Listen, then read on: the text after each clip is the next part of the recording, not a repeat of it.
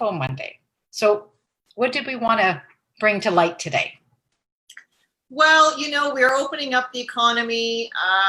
We are slowly starting to come out of our homes as we try to regain some kind of, normalcy back to our lives. And so I thought we could talk about gratitude, because gratitude is it's an exercise of mindfulness. Mindfulness is like the big, broad topic, and gratitude would fit under that topic. So for those people that, again, are listening that are new, mindfulness is what it is. It's the act of non-judgmental awareness. So basically, you're engaging in exercises just by noticing, and we engage the senses, but there's no judgment about it. So we just sort of observe, right? So if we were to, let's say, look at a rock, we would say, I notice the jagged edges. I notice it's gray. I notice it's big, it's small, but you wouldn't judge it like, what an ugly rock, or why would this rock be in the middle of the sidewalk? What a crazy thing, right? We don't apply judgment, we just observe. Yeah, makes sense. Yeah. Now let me ask the question, how does someone do that and not judge? Well, we notice, first of all, so before you want to change anything in your life, you have to observe, right? You have to notice that you're doing that. So if you are not practicing this and then noticing that you're actually judging, then you'll never know. Now, if you really are not aware of your thoughts, do it with somebody. Practice mindfulness with somebody. So for example, let's say you were going to practice over a meal, right?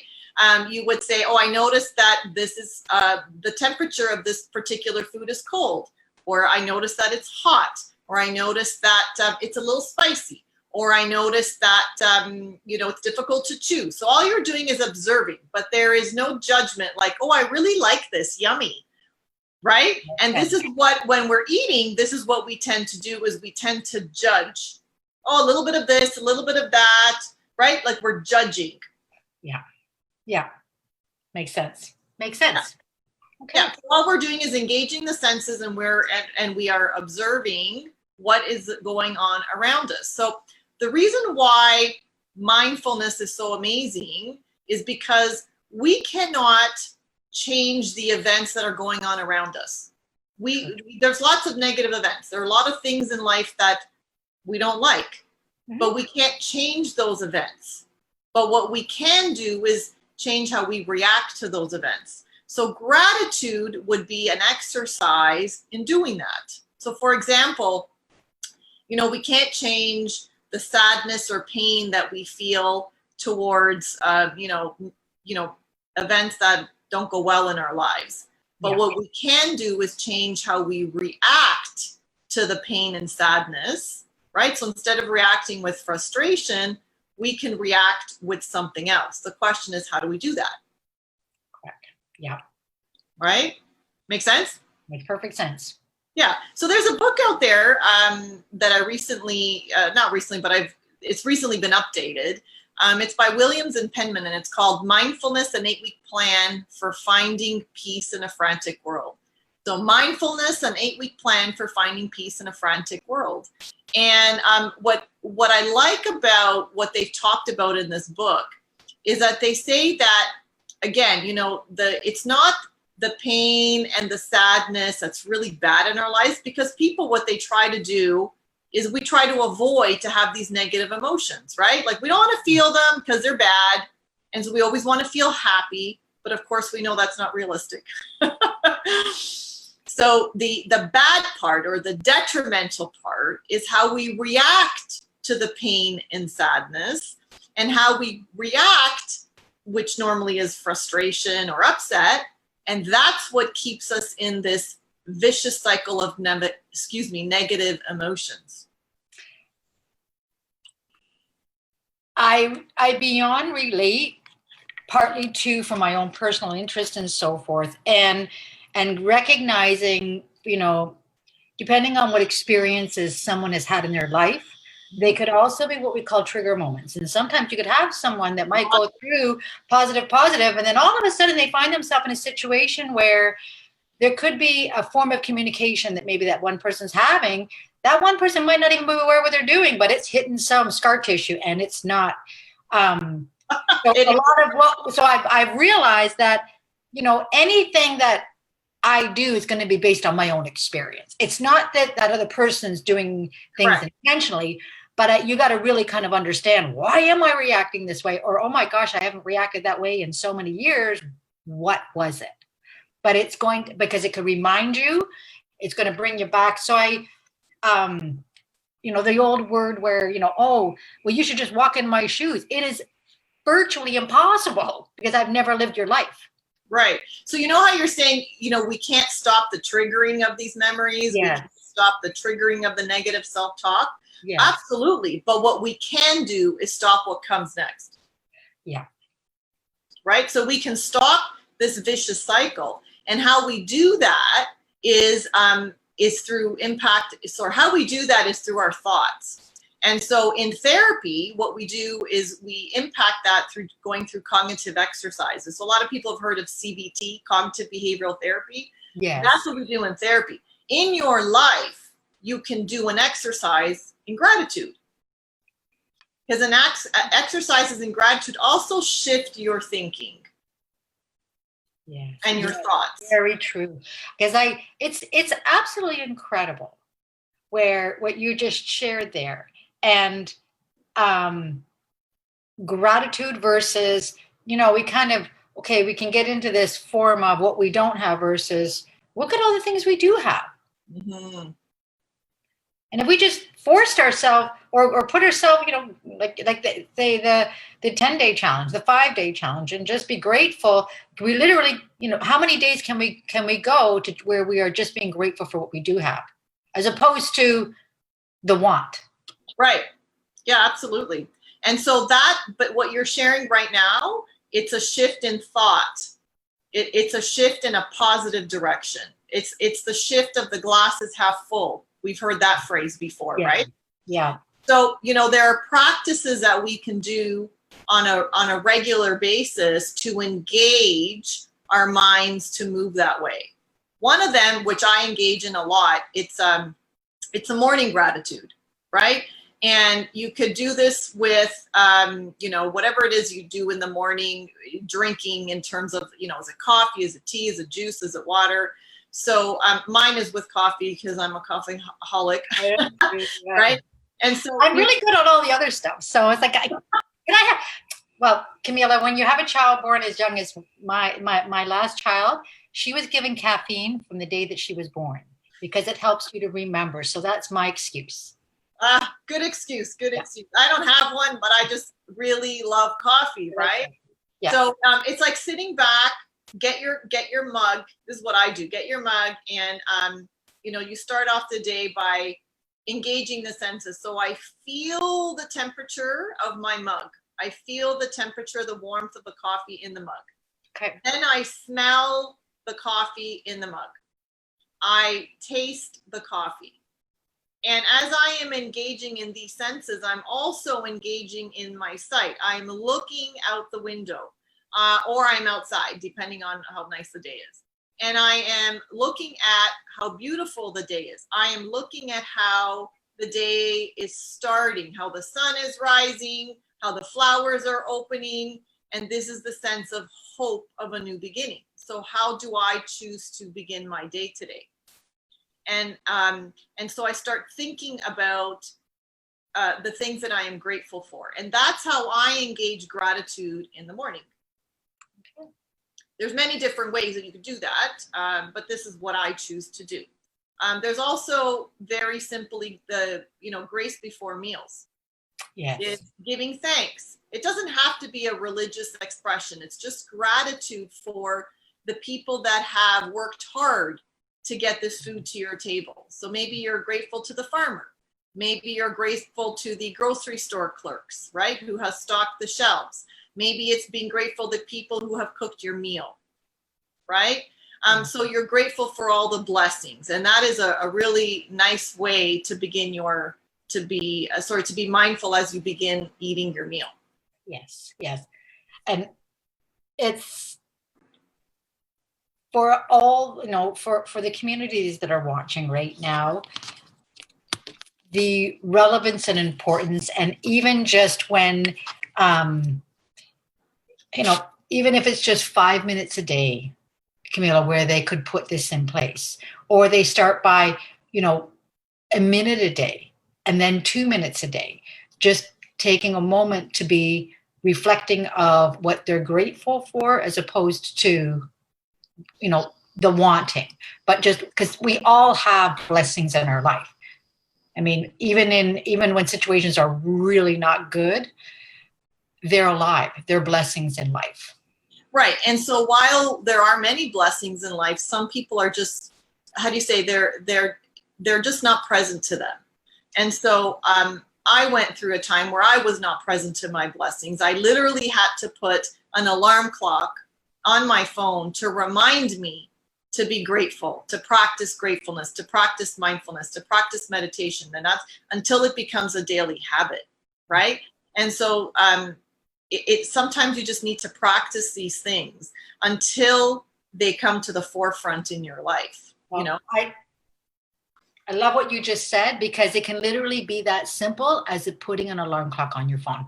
Yeah, very, very simple. One of the things that I do with clients in session is, many people have heard about this, is gratitude journals. And for people that have kids and families, it's gratitude jars, right? So the gratitude jar was something I learned off of Pinterest. I love that app. So you take a jar, you can create a grateful sort of display in your home on a table, and you have this jar, and then every day on a piece of paper you write down what you're grateful for. And everybody in the family could, take turns writing whatever they want. You put it in the jar, and then at the end of the year you have a grateful celebration, and you take out all of these pieces of paper and you look back at your year or your month, depending on how you want to do it, and share all the reflections of what was really amazing and what you were grateful for. For people that don't like to interact with other people and they're more private, you just do a journal and write it for yourself. Okay. I like that idea. What you just shared, we've not done that in our household, but I really like it. Yeah, it's a lot of fun.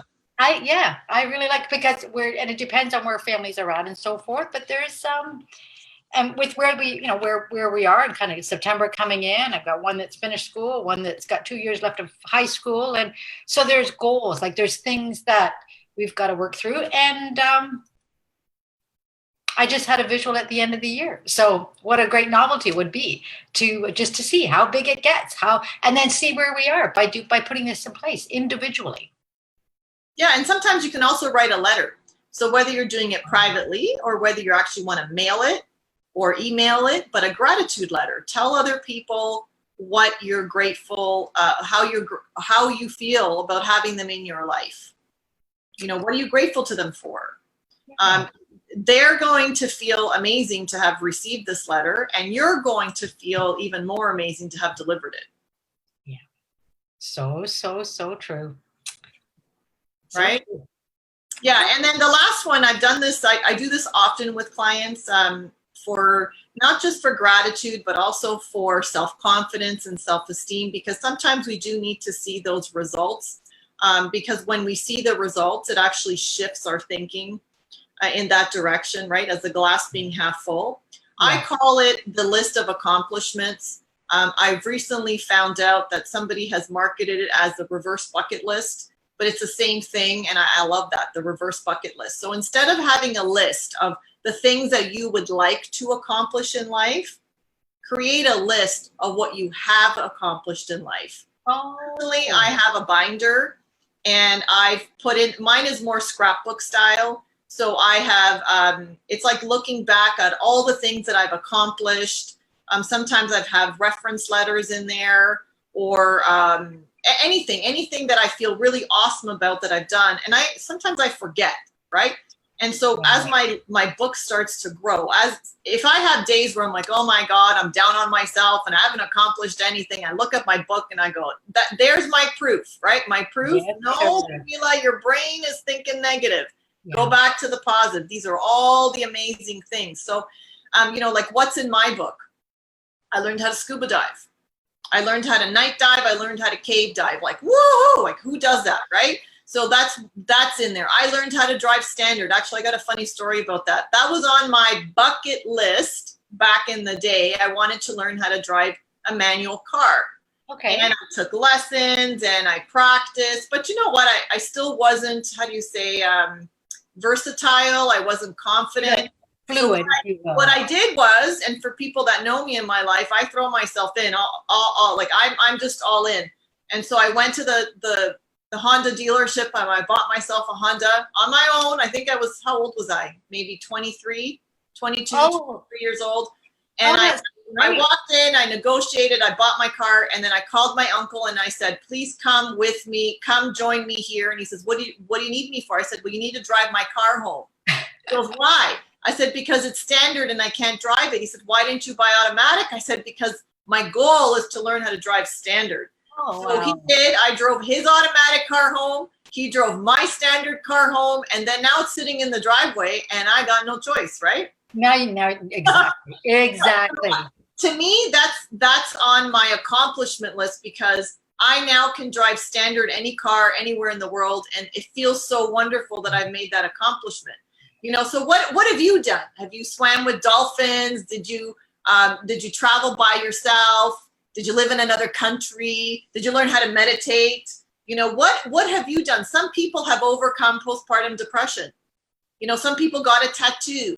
What is it that you've accomplished? Write it down, put it in a book, do visuals with it, take pictures, and always remind yourself.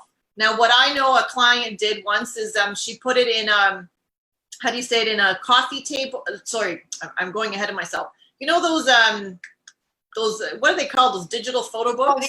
Oh, the USB? No. No, a digital photo book, like a photo book. Oh, yeah, they're, we used to have one. Yeah, they're digital photo because they basically, you can upload hundreds of pictures and they can just rotate, if you will. So it's like a digital album. Yeah, no, I actually mean print it out hardcore and put it in a photo album, like an actual photo album. Yeah, and then you put it on your coffee table, so it becomes like a coffee table book, and these are your accomplishments. Like a memory album, sort of. Yeah, so you know how you've got pictures of, I don't know, street people, whatever other books are, and they've published, you publish your own, and the pictures in here are your accomplishments. Oh, put them on display. You know what? I'm loving this thinking because you know what? I've never heard of it before in terms of, you know, write what you've accomplished versus your bucket list. And this is so great because how my mind thinks. I'm a visual. I create things and I empower people to create things in their life that make them feel great. And because you don't think it, but it's, you know what, we can have those days, Camila. So what an awesome way to go back and remember everything you have done, not what you have and what you have accomplished, to empower. Absolutely. You. And I know we have this bit of a tradition there. We call it the memory albums, and we put one. We got my mom did one for me when we got married. So she pretty much ever since from the time I was an infant to the time I got married, she gave me this. It's a memory album, and then she did another one years later as the kids got. So after we had our third child, she did another one for me, which was this. It was like, you know, all the different memories and things. So we ended up doing them for our kids. So when they finish high school, they get a memory album. But it's pretty much from the time they were born, things they've done, accomplished, but it's just us giving it to them. Right. But imagine if you did one for yourself. Which is the core of it. That's real core. Exactly. You know, this is for you to be grateful for the blessings in your life, to be present to those blessings, to feel confident and accomplished in life. And it's overall a really wonderful exercise. So coming back to gratitude is one way of expressing mindfulness and being mindful to your life. Because mindfulness is, I would say, the source of health and happiness. I support that wholeheartedly. Absolutely do.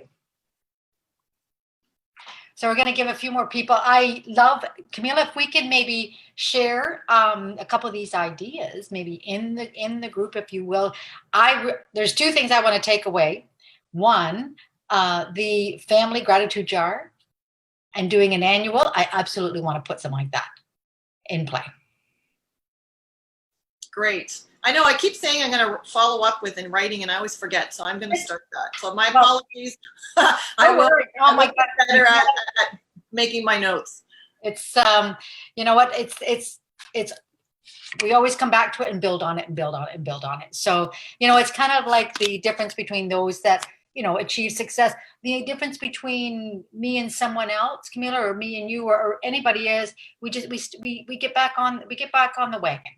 You know, it is called life, right? Life does happen, but it's how we keep working on ourselves to get better. And I think that's one message I just really want to echo to everybody that's watching is with mental health, mental wellness. It is about working on yourself and how you get better because life's going to happen.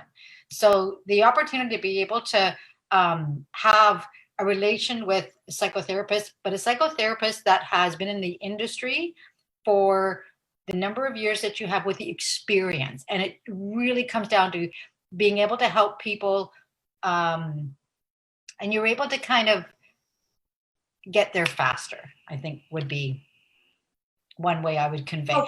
Yeah, I'm a little wordy. Sorry about that, folks. So, but you know what? We're all connected. We're all here to help each other. And for those, you know, just if you ever want a conversation or just you want to bounce something off, Camila is the lady that you want to connect with. So let's talk with Camila 3 times a week. And on that note, I wish you a very, very positive, happy Monday. Thank you, and to you as well, and to all our listeners. All right. Okay, we'll see you Wednesday. Okay. Bye. Bye. Bye.